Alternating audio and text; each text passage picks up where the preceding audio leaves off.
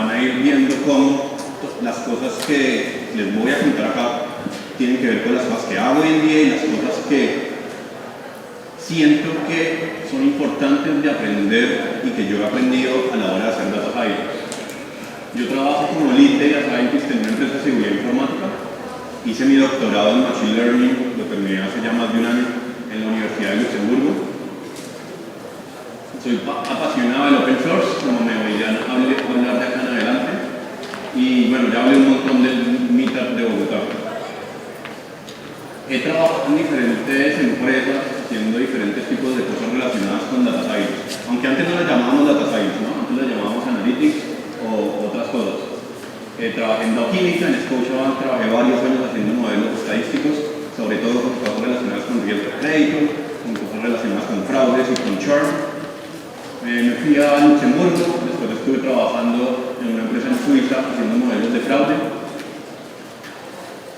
Y hoy en día trabajo como Lead Data Scientist en Easy Solutions, aplicando Machine Learning a seguridad informática.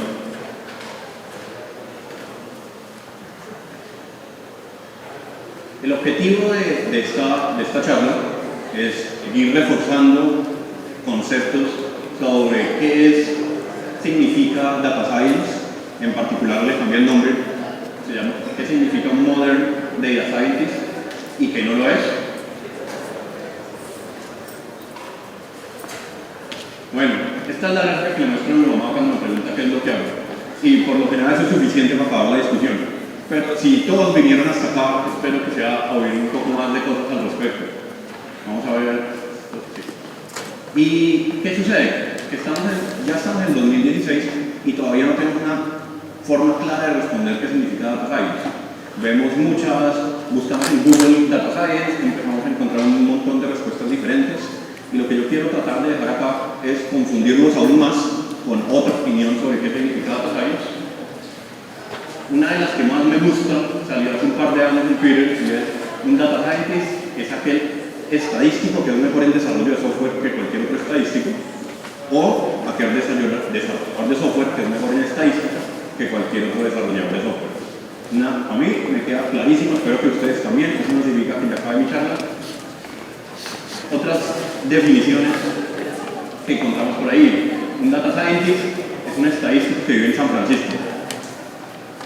O Data Science es estadística en el mar.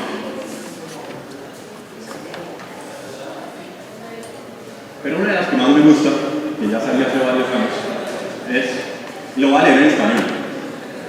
Data Science es un sexo entre adolescentes. Todos hablan de ello, nadie realmente sabe cómo se hace, todos piensan que todos los demás lo están haciendo, entonces todos dicen que lo están haciendo.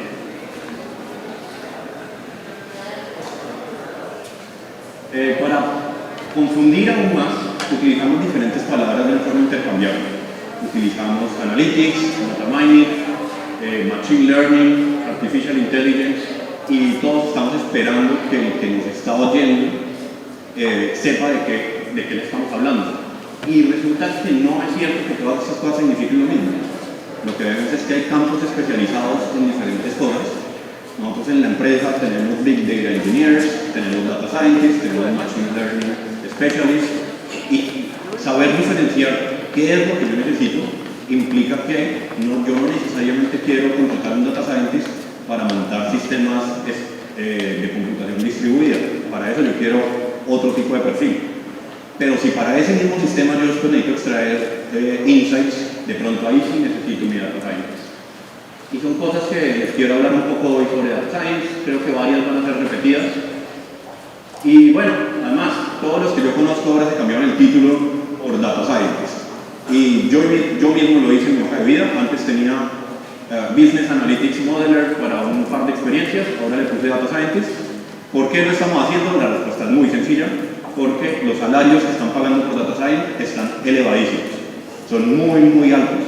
Y esto es algo que estas gráficas pues obviamente las encontramos generalmente para Estados Unidos, pero yo sí les puedo decir que en Colombia, por ejemplo, una persona en Data Science con mucha experiencia están llegando a ofrecer sueldos de $100.000.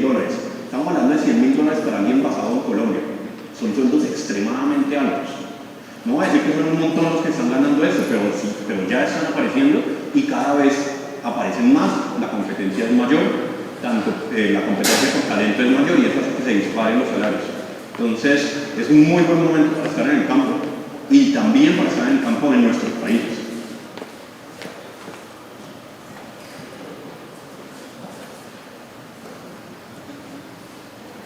¿De dónde viene todo este hype? Vemos que en revistas como Forbes sacan artículos como la búsqueda del Unicorn Data Scientist dispara los salarios, y entonces acá hablan que aquel Unicorn Data Scientist se gana hasta $200,000 por año. Ahora, ¿qué significa un Unicorn Data Scientist? Digamos que eso...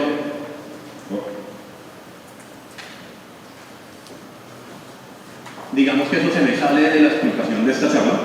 Yo me voy a quedar con el Modern Data Scientist. Pero vemos que entonces las noticias, revistas como Forbes empiezan a generar un hype grandísimo alrededor de esto.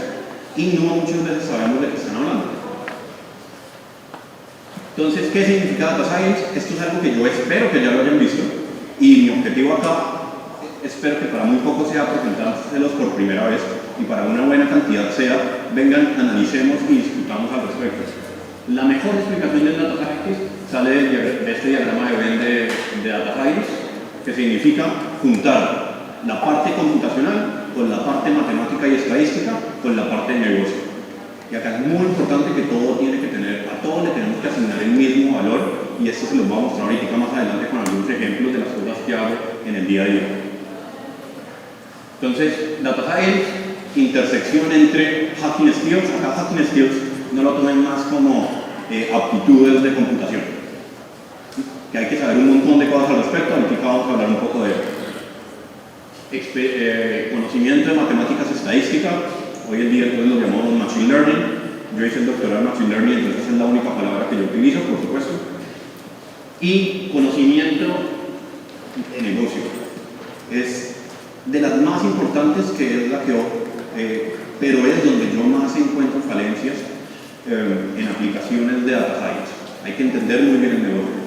Hablemos un poco al respecto. Habilidades computacionales. Hay que saber muchas cosas. Hay que saber Python, hay que saber R. Hoy en día, un Data Scientist que esté buscando un trabajo y que no sepa utilizar esos dos lenguajes, es muy difícil conseguir un puesto realmente haciendo Data Science. ¿Sí? Hay que saber las dos cosas. ¿Que cuál es mejor que el otro? Eso es toda una charla que tengo preparada para la próxima vez que nos veamos. Pero hay que saber de programación mucho más de lo que nos enseñaron en escuelas de ingeniería, muchísimo más de lo que nos enseñaron en estadística. Hay que saber de programación. Hay que saber de manejo de bases de datos tradicionales y, más importante, bases de datos no estructuradas, bases de datos modernas como sea Mongo, Torch, Cassandra, entre otros. Y finalmente, bueno, sobra decir que hay que saber cosas de Big Data, de Hadoop, de Spark, idealmente de Flink. Toca movernos también hacia estos nuevos paradigmas. Y desafortunadamente es algo que a nosotros no nos enseñan lo suficiente. Yo vengo de una formación de ingeniero y no nos enseñan lo suficiente esta parte, porque antes se consideraba que esto era una parte del conocimiento solamente de aquel ingeniero de sistemas. Resulta que cuando yo busco un Data Scientist, yo quisiera una persona que estudió sistemas, también estudió estadística a tiempo. Como eso no lo conseguimos, necesitamos también empezar a enseñar partes de computación avanzadas en otros campos, como lo sea la estadística, como lo sea en general la ingeniería. Desafortunadamente siempre se me olvida borrar el logo de Excel que está ahí. Por favor, no hay que usar Excel. Yo no puedo hacer Data Science en Excel. Eso me parece una mentira decir que no puedo hacer Data Science en Excel. Si yo estoy haciendo algún modelo en Excel, yo en general estoy haciendo reporteo, y eso no significa Data Science, eso significa otro tipo de cosas.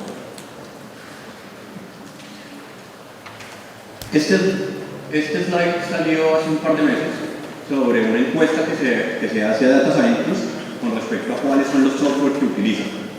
Y lo que está mostrando son que primero se utiliza R, después se utiliza Python, que va muy seguido, después vemos otra cantidad de software que las personas están usando para hacer Data Science.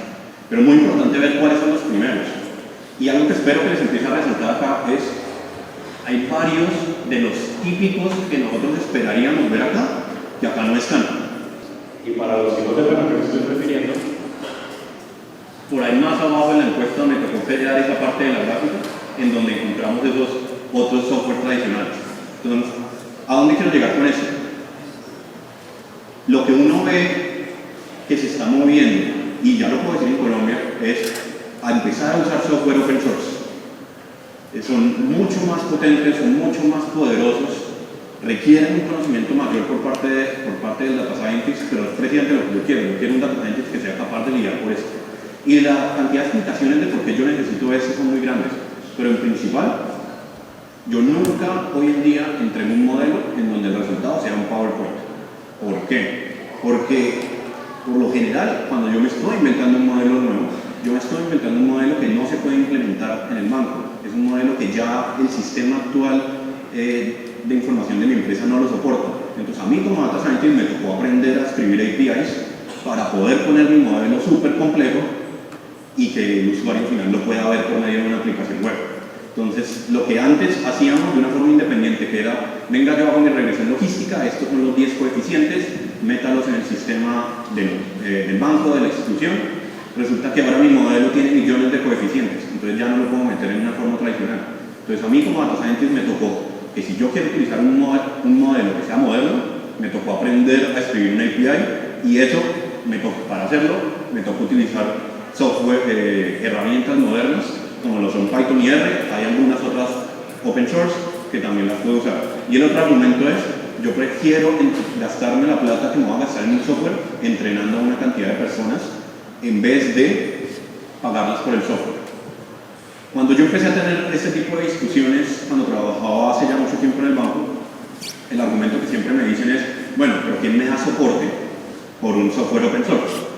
Y el resumen es muy sencillo. Si yo quiero soporte de R, yo se lo puedo pedir a Microsoft. Y creo que ahí ya nadie va a tener ningún problema en quién es el que me está dando el soporte. Y si yo quiero soporte sobre Python, yo se lo puedo pedir, por ejemplo, a Continuum Analytics, una empresa que por valor de mercado vale considerablemente más que algunas de las que están acá, algunas de las que tengo acá mostradas. Entonces, ¿qué sucede? Que yo ahora voy a pagar solamente por soporte y no por el software. Y ese restante dinero yo lo puedo gastar capacitando a mis personas en utilizar software open source. Entonces, si algo les queda de esto es, hay que utilizar open source, es hacia lo que el mundo se está moviendo, es donde yo pueda utilizar el mismo modelo que está utilizando, la misma librería que utiliza Google para hacer predicciones, ellos mismos la hacen open source. Entonces yo puedo llegar, coger esa librería de TensorFlow y meterla en mi modelo. Son cosas que de lo contrario, si yo voy a esperar hasta que mi software tenga el mismo modelo que utiliza Google, voy a tener que esperar 15 a 20 años. Pero con open source lo puedo hacer ahí mismo.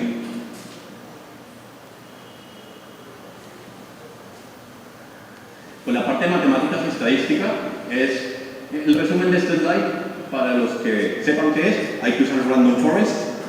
Si yo no tengo tiempo y si yo quiero hacer un modelo, yo ya no utilizo regresión logística, yo ya no utilizo árboles de decisión, yo utilizo Random Forest. Esa es la respuesta corta. Para los que no sepan, es algo que hay que aprender a hacer Random Forest. Es el primer modelo que yo siempre tengo que usar. Y si tengo tiempo, ya me gasto tiempo haciendo modelos de redes neuronales profundas, una cantidad de cosas. Pero por lo general, en la industria yo no tengo tiempo. Yo tengo que hacer un modelo rápido, que sea robusto, que me dé mejores resultados, y eso se resume en usar Random Forest. Lamento no ponerme hoy a explicarles al respecto, pero pues quería evitarme aburrirlos con ecuaciones y con otras cosas. Entonces, otro mensaje que también quería transmitir.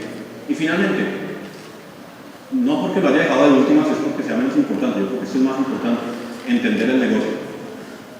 Si mi objetivo es hacer una clasificación, es una regresión para predecir una variable continua, si quiero entender qué es una anomalía, para poder responder estas preguntas yo tengo que entender el negocio.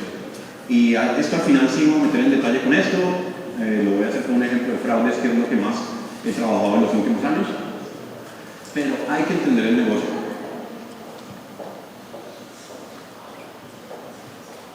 Normalmente tengo acá una cantidad de slides sobre ejemplos típicos que uno ve de Data Science, pero espero que ya estén aburridos de esos, entonces decidí mostrarles algunas de las cosas que hago bien. Como les contaba, yo trabajo en una empresa de seguridad informática. Una buena cantidad de las cosas que hacemos es hacer modelos en general, modelos de seguridad informática. Eso involucra detección de phishing. Detección de phishing es un modelo muy interesante porque Resulta que la cantidad de emails que llegan todos los días diciendo su cuenta ha sido bloqueada, por favor dé clic acá para desbloquearla, es extremadamente grande. Y ahora, yo espero que todos los que están acá presentes me digan, sí, obviamente yo nunca voy a dar clic en ese link.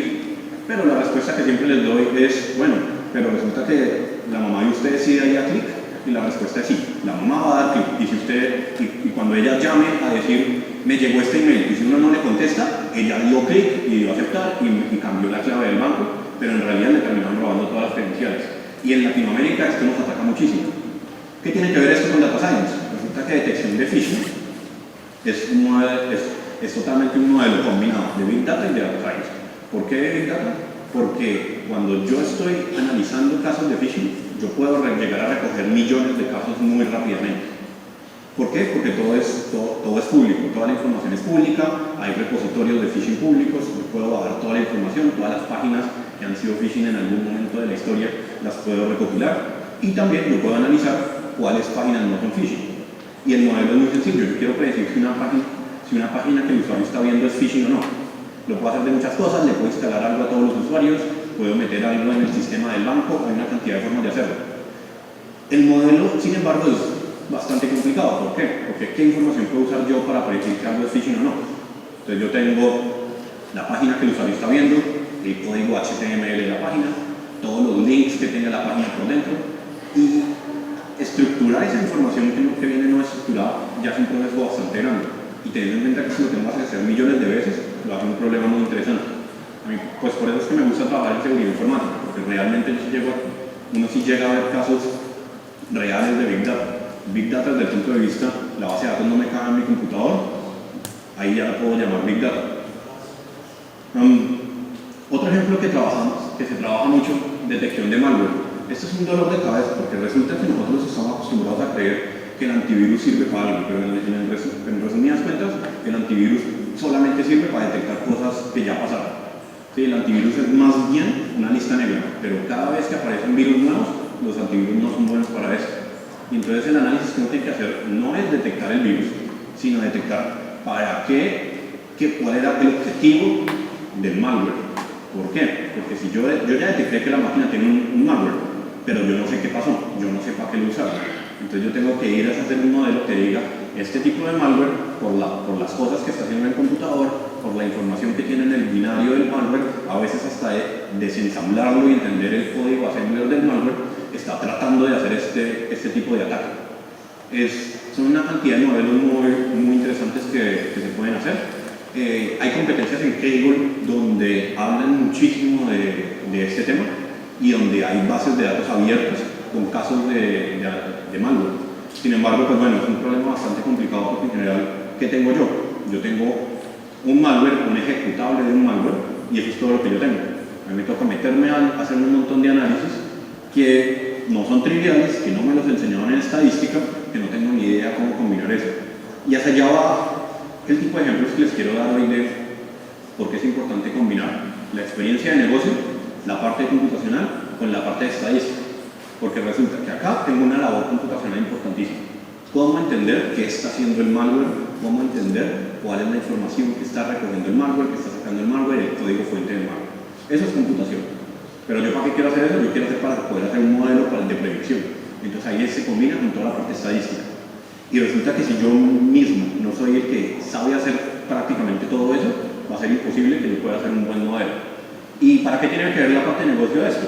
Porque yo tengo que entender si lo que están atacando es que me quieren robar Pokémon o porque si me están atacando es porque me quieren robar las credenciales del banco. Resulta que para llegar a entender cuál es el objetivo, por qué lo quieren usar, cómo yo lo quiero usar, es un problema muy complicado. Ataques de inyecciones de HTML. Eso es algo que se ha vuelto muy común hoy en día. Me voy a explicar. Resulta que hoy en día, y espero que no pase, pero cuando ustedes abren su computador y abren Chrome, tienen un montón de plugins instalados. El plugin que me da más caritas, el plugin que me cambia los colores, que me agranda las cosas, una cantidad de plugins que ustedes instalan que son gratis. Pues resulta que una buena cantidad de plugins, sobre todo los que están en Chrome, el código de qué es lo que están haciendo por detrás no es público y yo no sé qué es lo que está y puede estar puede ser un malware que me están metiendo en mi explorador. Entonces, ¿qué sucede? Cuando yo me meto a la página del banco, entonces la página del banco me va, en el momento que me está preguntando mis credenciales, resultó que las credenciales después se las envió a otro lado y no las envió al banco. Y entonces me roban las credenciales. Es algo que sucede muchísimo cuando las personas no están asegurándose o están metiéndose en computadores que no confían, o en el mismo computador de ellos cuando instalan un montón de plugins. ¿Qué tiene que ver esto con Data Science? Que resulta que yo quiero entonces hacer un modelo para entender de la página que está viendo el usuario si es la misma página del banco. No es tan sencillo como hacer una comparación directa, porque resulta que hay una cantidad de cosas que tiene el computador que me modifican la página del banco. Por ejemplo, Skype llega y resalta todos los números que hayan en la página. Entonces, como tal, me está modificando la página del banco. O bloqueadores de ventanas emergentes también me modifican la página del banco. Entonces, no es tan sencillo como hacer una comparación directa entre la página del banco y la página que está viendo el usuario. Hay una cantidad de cosas que me toca hacer por detrás antes de yo pensar en hacer un modelo. Entonces resultó que me tocó otra vez saber un montón de computación, saber un montón de JavaScript y pues como otra vez, vengo de ingeniería industrial, lo último que quería en mi vida tenía que aprender a usar JavaScript. Entonces resultó que ahora para entender cómo están haciendo me toca usar JavaScript para poder después hacer un modelo que diga esta página sí es la del banco o esta página no es la del banco. Otro problema es que cada banco va a tener unas 20 páginas diferentes. ¿Por qué? Porque hay página para Android, hay página para iOS, hay páginas para tablet, etcétera, etcétera. Entonces son modelos bastante complicados que a mí me toca hacer. Detección de intrusos, otra vez, el firewall en general no sirve para casi nada. ¿Por qué? Porque casi todos los intrusos terminan metiéndose, robando los accesos de algún usuario. Entonces, desde el punto de vista del firewall, es algún usuario que yo ya conozco. Entonces, ¿qué me toca hacer? Me toca hacer análisis de comportamiento del usuario. El obvio es, este usuario nunca se ha metido a las 3 de la mañana, se está metiendo en este momento, entonces yo quiero un modelo que diga bloquee la sesión. Pero, eso por supuesto, la persona que está del otro lado tratando de robar información también lo sabe, entonces empieza a meter a las mismas horas. Entonces, a mí me toca hacer un modelo que diga, este comportamiento del usuario sí es normal, este comportamiento del usuario es anormal, venga y lo mire. Nosotros llegamos a hacer modelos, uno de los modelos que más me gusta es rastrear la posición del mouse del usuario en la página web del banco, al punto de decir, este usuario está moviendo el mouse de una forma diferente. Pero pensemos eso desde el punto de vista del modelo. Significa que yo por cada sesión que cualquier usuario haya hecho, yo tengo cada 10 milisegundos dónde está el mouse puesto. Esa base de datos explota rapidísimo. Entonces, para mí, antes de pensar en hacer un modelo, así sea una regresión logística, a mí me tocó modificar, procesar toda esa base de datos para entender, listo, resulta que yo quiero calcular el vector de movimiento del mouse o dónde se encuentra el mouse la mayor cantidad de veces. Yo no espero que el usuario todas las veces esté abriendo su extracto, pero resulta que lo está abriendo el día que no es. Entonces, todo eso son variables que yo tengo que meter en un modelo. Y antes de poder construir el modelo, también tocó extraer un montón de información, hacer un montón de preprocesamiento muy grande, que ya por el momento que yo quiero hacer el modelo, yo ya estoy cansado, yo solamente hago un random forest, salgo del problema, y después, ¿cómo utilizo ese modelo? Resulta que para poder utilizar ese modelo, a mí como Data Scientist me toca crear un API que esté conectado con la página del banco, para que en la página del banco me esté mandando por medio de un JavaScript qué está haciendo el usuario. Entonces yo poder llegar a decir, este usuario está comportando de forma rara. Entonces, de todo eso, de ese ejemplo que les conté, la parte que tiene que ver con hacer el modelo realmente es la más fácil. La parte que tiene que ver con extraer la información y después implementar el modelo son las realmente más complicadas. Tema de fraude es algo que vengo trabajando mucho tiempo. Yo hice el doctorado que yo hice, lo llaman en Europa un doctorado industrial. Yo trabajaba medio tiempo en una empresa de procesamiento de transacciones, haciendo modelos de fraude. Después iba a la universidad a mirar cuál era la mejor forma de hacer ese modelo de fraude desde el punto de vista académico y inmediatamente tenía un montón de bases de datos para poderlo probar. Realmente a mí me encantó desde el punto de vista de forma perfecta de ir aplicando todos los días lo que estaba aprendiendo en el doctorado. Y por eso todas las veces que hablo termino hablando de fraudes. Espero aburrirme, pero todavía no. ¿Qué se trata un problema de fraudes? Un problema de fraudes es el siguiente. Yo quiero calcular la probabilidad que una transacción que está haciendo un usuario sea fraudulenta. No es más. Me llega una nueva transacción y yo quiero decir, esta transacción con una probabilidad tanto es fraude, sí o no. Eso es todo lo que yo quiero hacer, no es más. ¿Cuál es el problema de fraude? Lo primero es que yo tengo muy pocos fraudes en relación con todas las transacciones que hay. Entonces, en un banco inseguro, yo voy a tener un cercano al 1% de fraudes, pero eso es un caso extremo. En un caso más normal, yo tengo el 0.5% de fraudes. Eso implica que cuando yo tengo que hacer un modelo, el modelo tiene que aprender los patrones de fraude con una población muy, muy pequeña. Eso lo llamamos learning. Por otro lado, el modelo es sensible al costo. Esto lo voy a hablar con mucho más detalle. Desde el punto de vista de implementación, por más complejo que yo haga el modelo, yo voy a tener 50 milisegundos para dar una respuesta. ¿Por qué? Porque resulta que si al usuario yo lo tengo 10 segundos enfrente de la terminal esperando a que yo le apruebe una transacción, el usuario se va a ir, va a cambiar de banco, va a hacer una cantidad de cosas. Entonces resulta que yo tengo que pensar en la implementación desde el momento que estoy haciendo el modelo. Por otro lado, tengo otros problemas, dimensionalidades. Analítica muestra un poco al respecto. Para contextualizar, esto es un flujo típico de una transacción.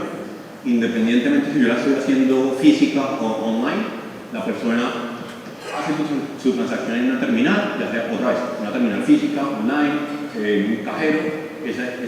Esa terminal está conectada a una red, esa red está conectada a mi banco.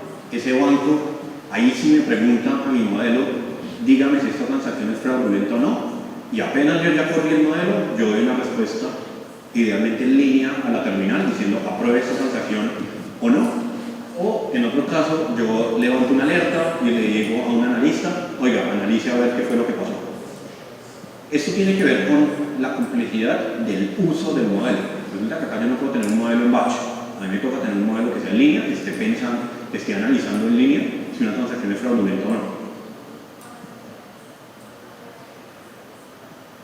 Con respecto a class imbalance, si ustedes alguna vez vieron esto en estadística, a mí algo que me pasó al principio cuando empecé a trabajar con esto es, cuando uno busca papers académicos sobre class imbalance otra vez, yo tengo muy pocos fraudes con respecto a todas las transacciones, los papers académicos hablan, en este problema que es desbalanceado, yo tengo el 10% de casos positivos. Entonces, la parte académica está hecha pensando en que el 10% es desbalanceado, y resulta que acá yo tengo 0.05.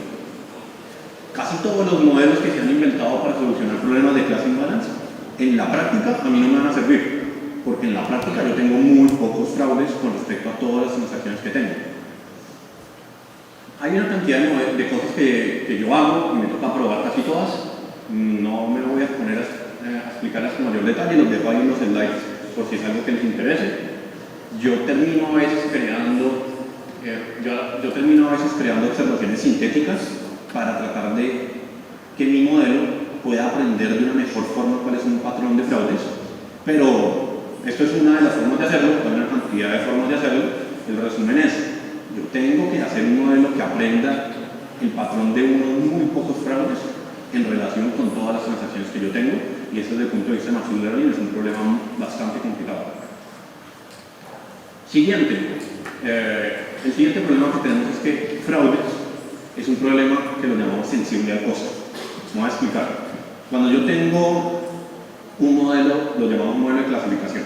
Yo estoy prediciendo si algo es fraude o no, yo estoy prediciendo si algo es churn o no, yo estoy prediciendo si alguien tiene un riesgo de crédito bueno o malo. Yo, ¿cómo evalúo eso? Yo mido el accuracy del modelo.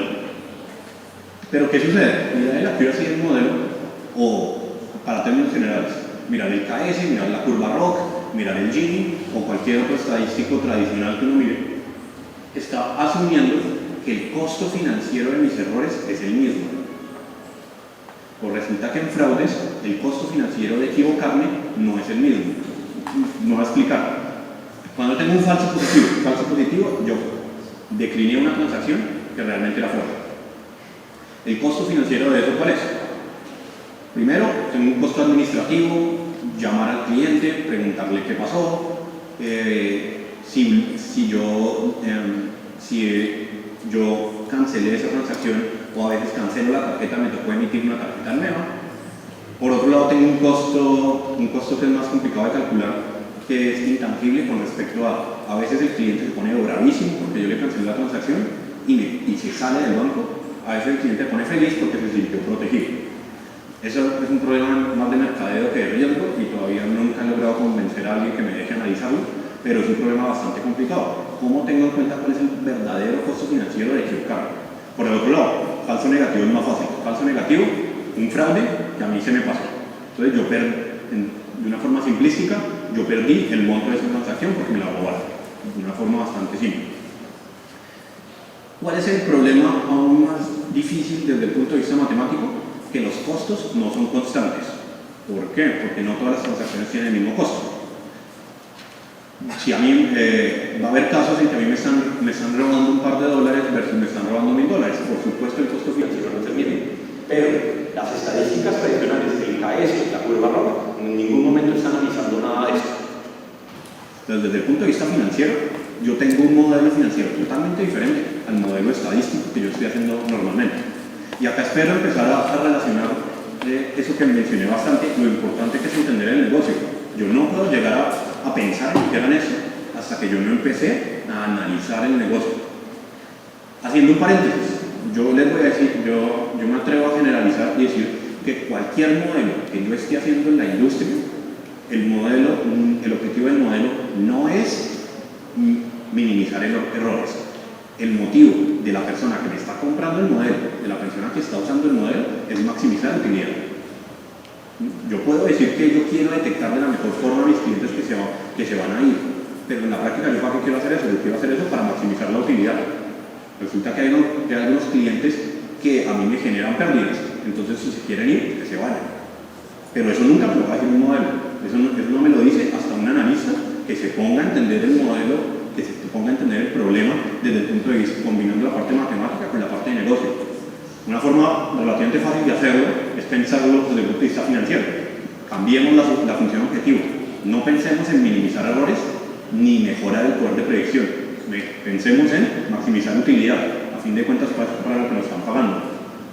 Y eso tiene una cantidad de ventajas. Porque entonces, ¿qué sucede? Yo hago un modelo financiero para fraudes. Entonces voy a tener algo de la siguiente forma. Pongo cuáles son mis costos financieros en cada error. Pensemos que esto es similar a una matriz de confusión, pero ahora la voy a llamar una matriz de costos. Calculo una nueva estadística que es el costo financiero del modelo. Y esto me permite a mí muchas vainas. Si yo soy un empleado, me permite a mí ir a pedir un aumento de sueldo facilísimo. Si yo soy un consultor, me permite a mí cobrar mucho más. Y cuando también le estoy presentando este modelo a la junta directiva de la empresa en la que trabajo, algo que a mí me sucedía mucho era uno tratar un KS al vicepresidente de riesgo. Eso antes era imposible. Ahora yo ya puedo venir a explicar, oiga, si usamos este modelo, la utilidad se va a mejorar en tanto. Y esto es algo que aplica para riesgo de crédito, para churn, para direct marketing. Son otras cosas que he trabajado y he escrito algunos papers al respecto. No los pongo acá todos, no me alcanza el tiempo, me estoy enfocando en fraudes en este momento, pero la idea que estoy hablando de acá en adelante aplica para cualquier aplicación de negocio. Cambiemos un poco qué información yo tengo cuando estoy construyendo un modelo de fraudes. El resumen es el recibo de la transacción, de todas las transacciones. Esa es la información que yo tengo.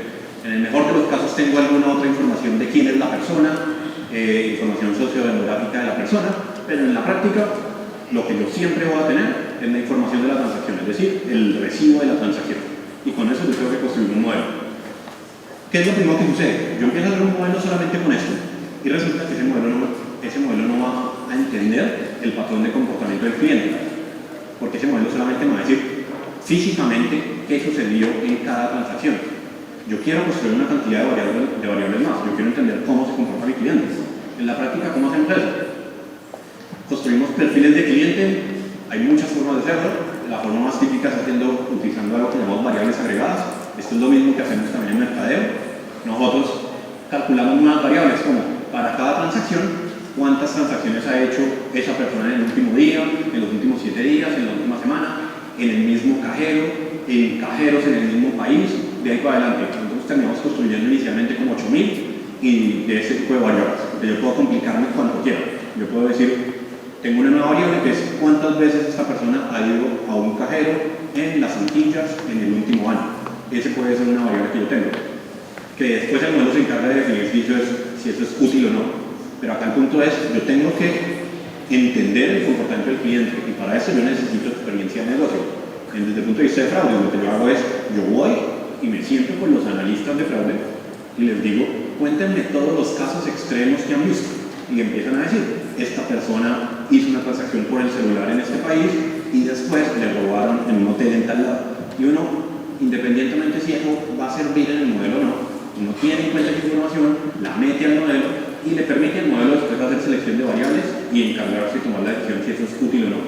Pero de esa forma yo estoy recopilando información de un montón de analistas que si yo estoy haciendo un modelo de una forma aislada y no tengo contacto con ese analista, es información que yo no voy a tener. Entonces hay que combinar la experiencia del analista con la experiencia del que está haciendo el modelo. Hay otras cosas que se hacen. Este es un ejemplo, sí, se alcanza a ver bien. Yo acá tengo un reloj de 24 horas y las barras azules lo que me están mostrando es un histograma de transacciones de cliente.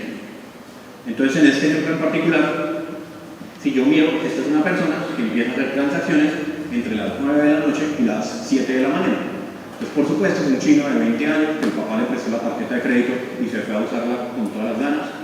¿Y qué es lo particular de eso? Que si yo analizo variables como la hora de la transacción, la hora de la transacción tiene una particularidad que es una variable periódica. Si yo calculo la media aritmética de esta distribución, me va a decir que la media aritmética son las 12 del día. ¿Por qué?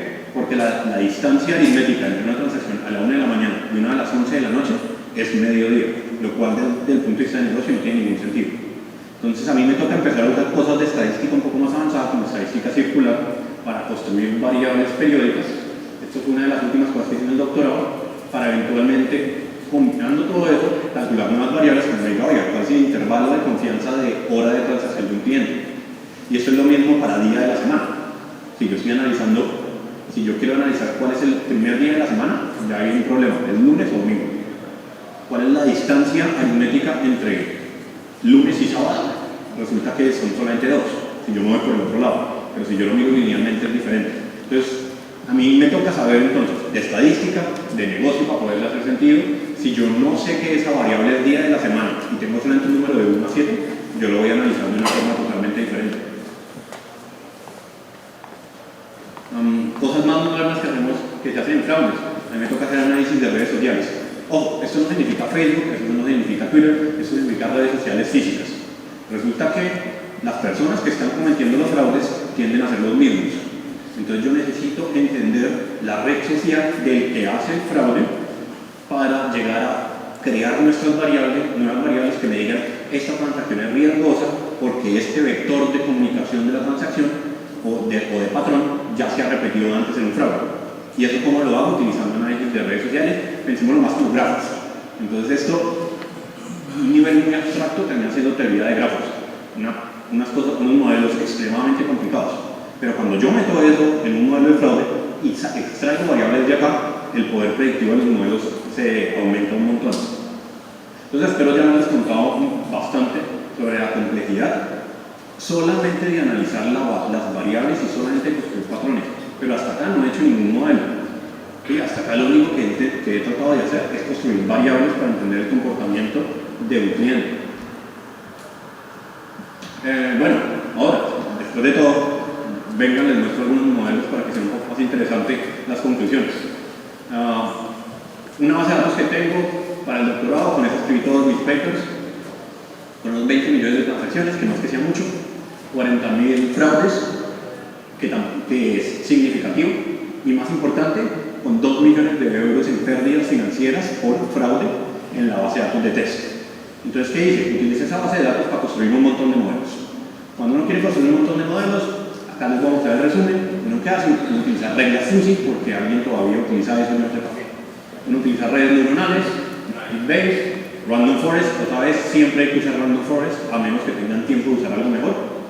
Después, cosas más avanzadas, Random Forest con Cost Sampling. Y al final, ese nombre bien complejo, me falta un pedazo. Example Dependent Cost Sensitive Random Partial Decision Trees, es el título de mi tesis, porque la tesis de doctorado tiene que tener un nombre complejo por algún motivo.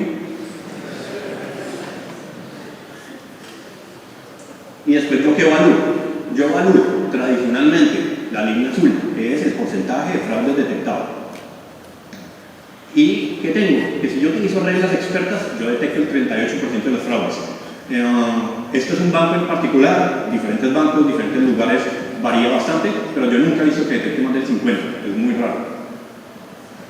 Y en las barras es el porcentaje de ahorro financiero. Entonces, de esos 2 millones de euros que se perdieron, ¿cuánto ahorro financiero está ahorrando cada modelo? Lo que tengo es que, afortunadamente, esto va creciendo. Por favor, no hay que usar reglas expertas, siempre hay que usar modelos. Hay que usar modelos teniendo en cuenta las reglas expertas. Yo nunca digo que esa información es muy importante, que se ha recuperado por muchos años, pero hay que combinar eso con modelos. Cualquier modelo, por sencillo que sea, es mejor que reglas expertas, y eso se los puedo, lo puedo afirmar con riesgo de crédito, con fraudes, con collections, con muchas cosas que lo he visto. Empiezo a usar modelos más complejos, Random Forest me da buenos ahorros. Finalmente, afortunadamente, el de mi tesis dio mejor, entonces esos 3 años valieron la pena. Pero una de las conclusiones que a mí más me gusta mostrar acá, el modelo que tiene el mayor ahorro financiero no es el modelo que detecta la mayor cantidad de fraudes. Y entonces eso justifica una buena parte de los últimos 10 minutos que llevo hablando. Detectar la mayor cantidad de fraudes no me da el mismo ahorro financiero que utilizar un modelo que sea sensible al costo. En este caso, ese bien complejo, Example Dependent Cost Sensitive Random Patches. ¿Por qué puede pasar eso? Resulta que si yo tengo un fraude, tengo una transacción, una probabilidad de ser fraude del 10%, pues esa transacción es de 10 euros, mi pérdida esperada es 1 euro. O tengo otra transacción, una probabilidad de ser fraude del 1%, pero esa transacción es de 1 millón de euros. Por supuesto, la expectativa financiera es totalmente diferente, pero eso nunca lo va a ver un modelo. El modelo nunca va a tener en cuenta eso. Eso lo tiene en cuenta eso, apenas yo le pongo esa parte de experiencia de negocio a la construcción de mi modelo. Entonces no es hasta que yo empiezo a ver el modelo, no es solamente un modelo estadístico, sino como un problema de negocio, que yo soy capaz de construir este tipo de cosas.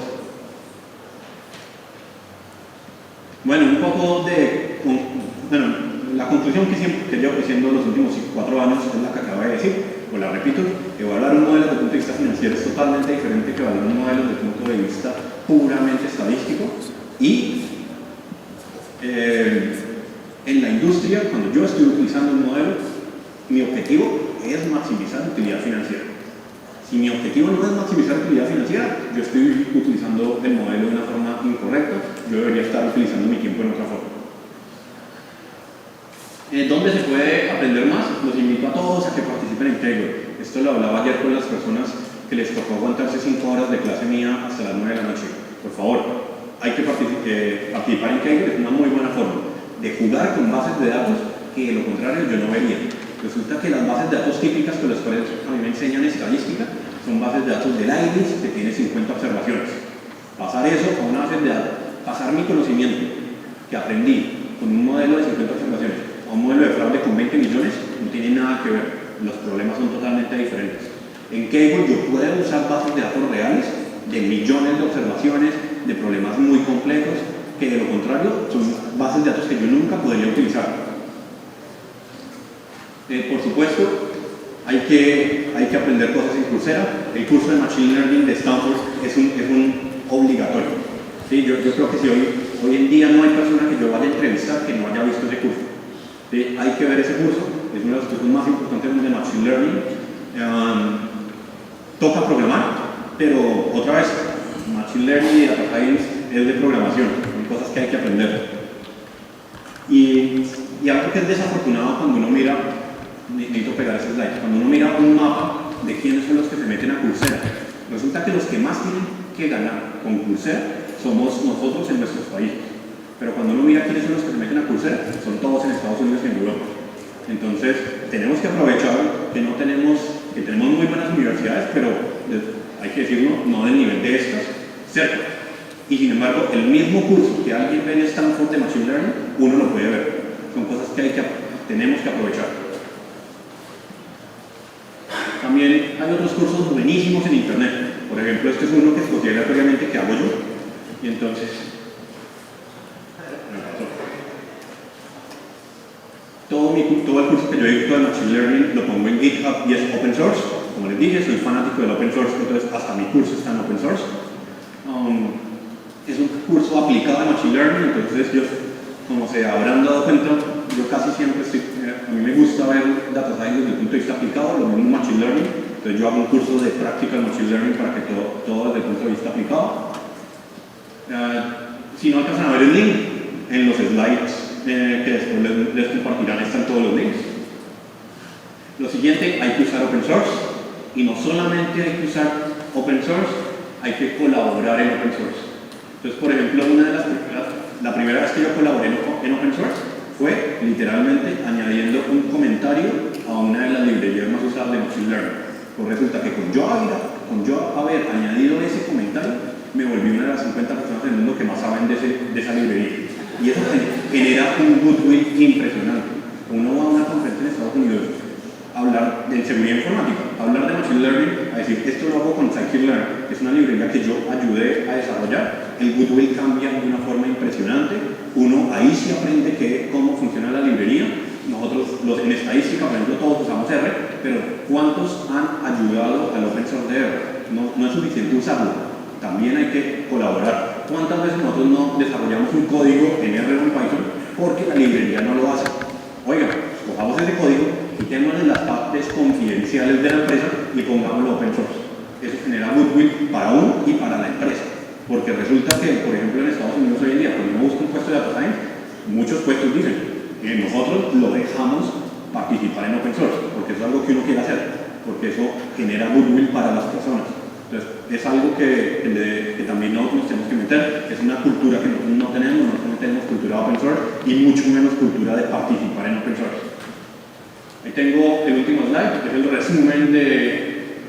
resumen de la charla. No lo voy a volver a repetir para no aburrir